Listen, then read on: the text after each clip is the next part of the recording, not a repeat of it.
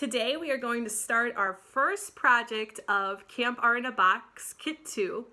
And before we begin, I wanted to show you the different types of scratchboard that are found in your Project 1 bag. So first off, you should have two big rectangular pieces like this. This is what we're going to be using for our actual project. I gave you two because with scratchboard, if you make a mistake, you can't fix it. So that's why I gave you an extra one in case you would like to start over. Next, you should see a bigger rectangular piece that's kind of shiny compared to the other ones. This is a freebie. If you like to read books like I do, you can make this into a super cool bookmark with a design. And the awesome part about this is that underneath it's rainbow design. Underneath here it's silver. So if you would like, you can make a bookmark, or maybe you want to make like a sign for your bedroom door, anything you would like. This is rainbow and this is a freebie. You also have another little rectangular piece. It's kind of curling up. If you have some big books at home, you can put it on top of it for a few hours and it'll flatten out for you to use. But anyways, this is another freebie that you can also use to make a bookmark or whatever you'd like. So you have two freebies included in your camp art kit. Okay, so now the next video I am going to be explaining what our project is all about. Before we actually begin the project called Name Maze, I would like for you to take a moment, find a Post-it note or a scrap piece of paper, and write out the letters of your first name.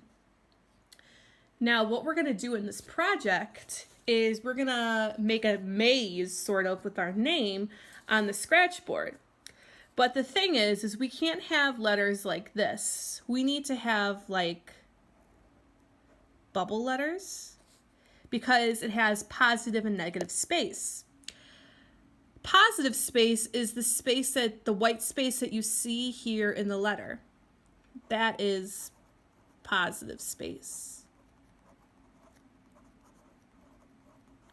And all the space that's around this letter that I'm shading in right here is what we like to call negative space.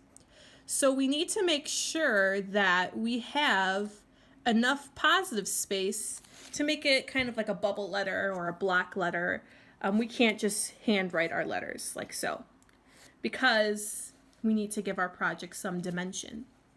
So I'm gonna try a few different designs of my name just to brainstorm some ideas. So we could do super bubble letters like this.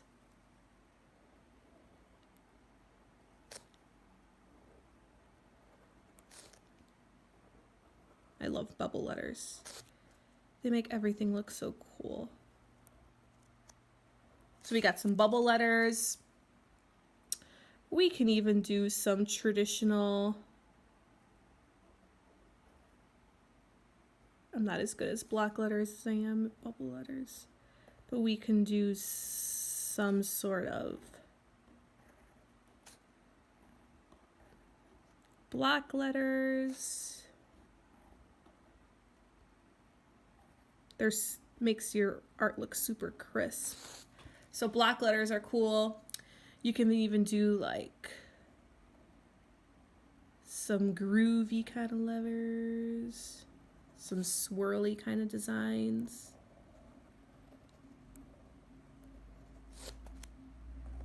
You can make your letters big, you can make your letters small, whatever you want to do.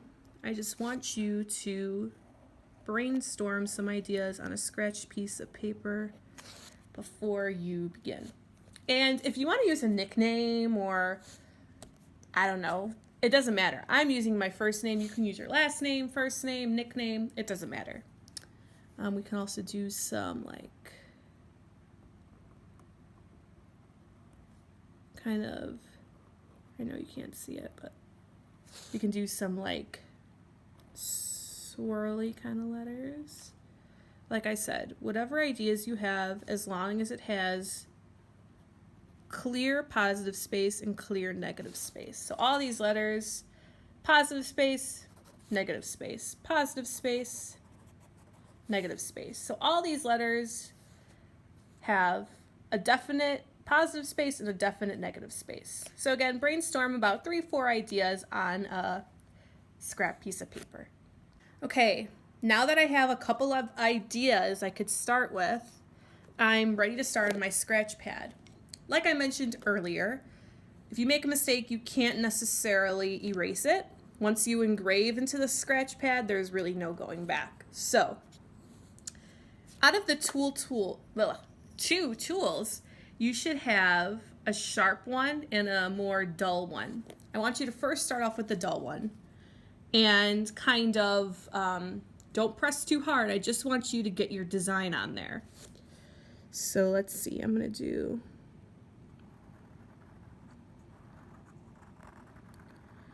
and as you can see, you might not be able to see on the video, but you'll see when you do it at home, you can see the lines. It's almost like you're creating like a template.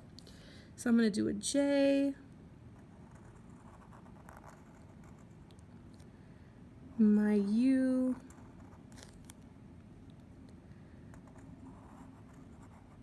my L, my I, and my A. Okay, now that I traced my design in there, I am going to take the sharp tool. Be careful, the point is very sharp and you can hurt yourself. But watch how easily this is going to come right off. It's very satisfying. So there's two different ways that you could use scratchboard. You can scratch your letters out if you want like a cool kind of textural effect. I'm doing little scratches. Or you can do simple, smooth kind of line. It's up to you. But what I would like for you to do for this project is to fill up the entire piece of scratchboard. So the entire piece of scratchboard with the letters of your name.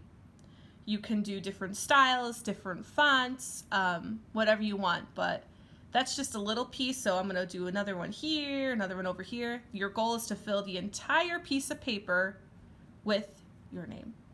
Okay, have at it.